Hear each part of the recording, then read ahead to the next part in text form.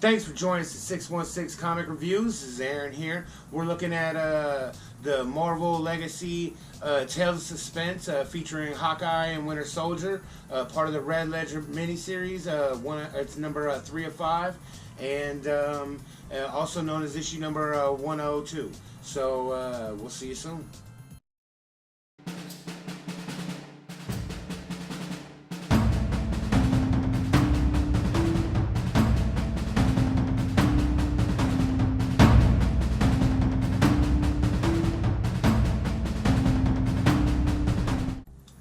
Welcome back to 616 Comic Reviews. This is Aaron here. We're looking at the Marvel Legacy Tales of Suspense featuring Hawkeye and Winter Soldier. It's part of the Red Ledger miniseries. It's number 3 of 5, issue number 102. So let's just get straight down to it. You got, again, most the same people as the last three. You got Matthew Rosenberg as the writer. You got Travel Foreman as the artist, and the color artist is Rochelle Rosenberg. The cover art for this one is Yasmin Putri. The cover art for this one, way better than the last one. I gotta say, way better. I'm a big fan of the way this cover looks. You know, Winter Soldier, Hawkeye, they both look, you know, really good. And then, of course, Black Widow looks very beautiful. Only thing I'd say about the Black Widow is that it doesn't match the Black Widow inside the comic, but that's no big surprise. So, let's move on.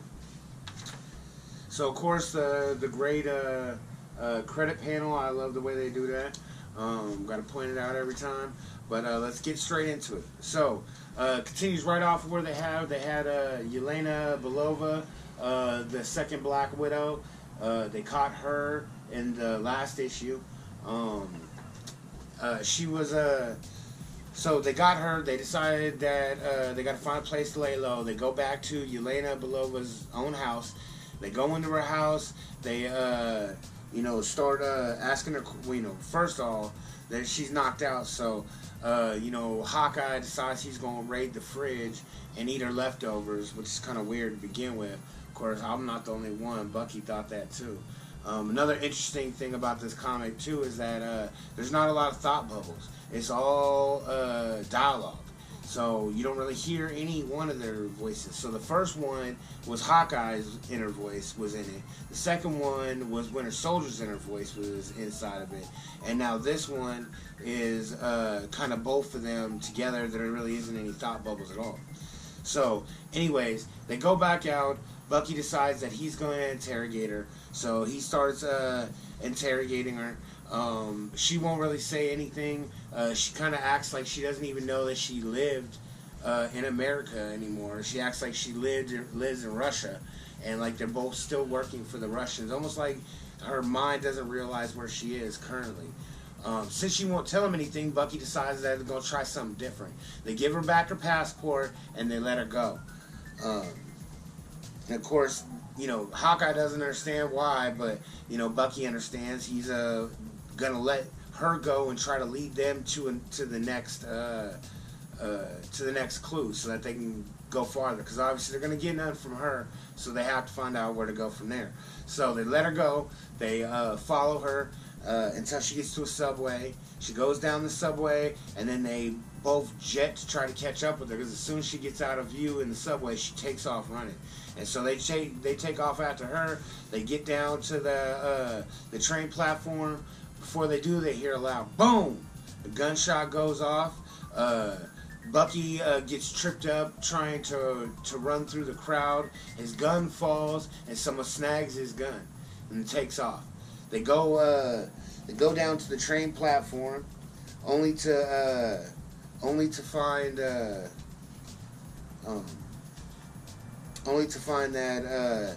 the Black Widow, Yelena Belova, is dead, and that she's been shot in the head.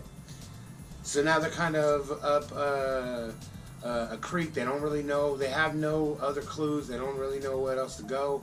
But one thing is that Bucky has a long shot, someone he knows that was involved in the Red Room with him and with Natasha, and so they're gonna try to go check him out. So they send Clint in. Clint goes into the interrogation room. He sits there talking and trying to interrogate the guy. The guy doesn't want to deal with him. He doesn't want to have anything to do with him. But he, of course, being man, this is a pretty smart tactic. He tells him, hey, look, your life's in danger, and I'm just trying to protect you. I can move you out of here. I can get you a better lodgings, better place to stay. I also can make sure you're safe. He asks him why. He says, hey, look, the Red Room, the people that were involved in the Red Room are just coming out killed and dead, and you may be another chance. And then he goes, and besides, there's a guy out here that looks like that I saw a block before I got here, and he's walking up here now, and I don't know who he is. And, of course, he lets him over to the window, and out the window he sees Winter Soldier coming. So he automatically assumes the Winter Soldier is coming to kill him, and being that he's heard of Winter Soldier before, and he knows him to be the most deadly Russian assassin out there, he starts to get scared. He also hasn't heard anything from 9 years. He's been stuck in this prison for, I think it was 9, it might have been 7. But he was stuck in there for years, so he doesn't know what's going on the outside or any of what's happened with Winter Soldier. He hasn't heard any of the news. So, of course, before Winter Soldier can get there, he freaks out and he tells Hawkeye everything he knows about what he knows as far as, you know, contacts for the Red Room inside the United States, which is only one guy, and it's a guy from a long time ago. So they leave there and they go looking for the guy that gave him the name. The name is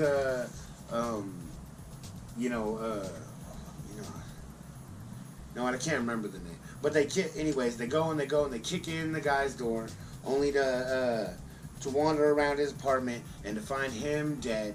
And this time, it's not Black Widow's Red Room mark.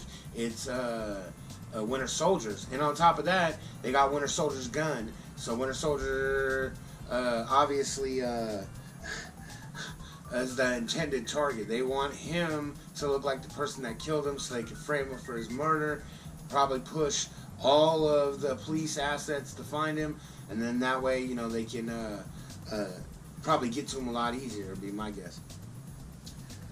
Anyway, so the cop sirens come. They don't want to be caught with the dead body. They jump out the window. They take off trying to avoid the police, and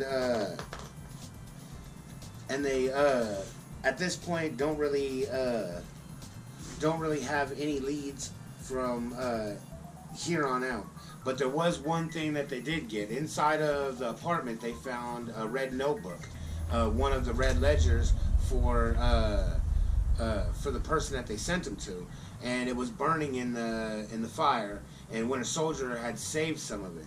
And inside of the book, he sees that there was another note for someone else that they might be able to go see. So they go track him down, and it's this girl right here that they come across, and the girl's name is she got a weird name, Orphan Maker. Her name's Orphan Maker, and she apparently was part of the Red Room too. And so they get, of course, the first thing she does, she thinks Winter Soldier's coming to kill her. So the first thing she does is she goes out and tries to kill him, and they end up doing a really, like, this is the best art in the whole comic book, is these last few pages. And like, there's some great visuals, like that particular visual. That's a great drawing. And so they fight it out, and of course Clint is sitting on the side asking whether to shoot or whether not to shoot, kind of acting like he doesn't know what he's supposed to be doing. It's actually kind of comical, and he goes and he splits the fight up, and they have a conversation, and what they tell him is that people are killing people off in the Red Room, and the girl, Orphan Maker, says, hey, you know, this is what's happening. They're cleaning everything. They're killing off all the Hydra agents, they're killing off all the SHIELD agents, and they're killing off all of the people from the Red Room. And that's what she knows about what's going on. And right at that point, they're saying, you know who it is? It's these people. And then bang, she gets shot dead in the head. And you flip the next page, and there you see, right there, Black Widow standing over him saying, "Hey, boys," and that's the end of the comic.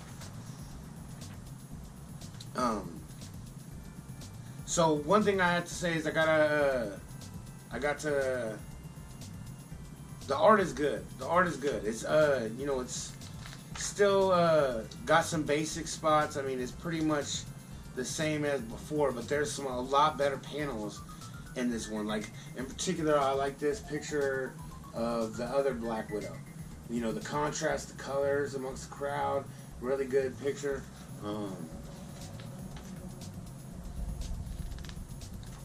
For the most part, I feel like the art was much better. The colors are much better. I like that there's not so many pastels. It kind of switches up a little bit.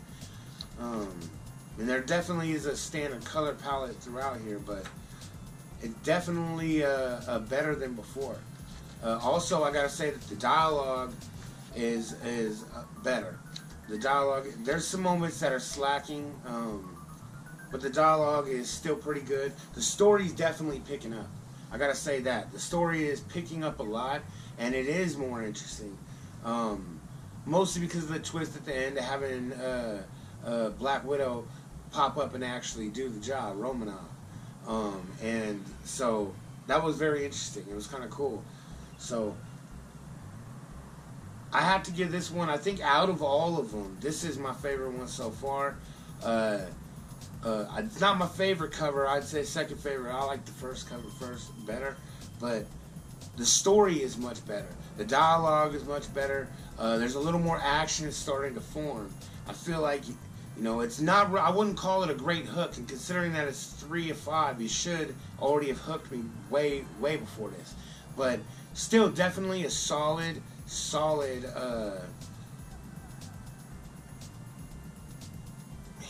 Give it an 8. Can I give it an 8? I just don't, you know.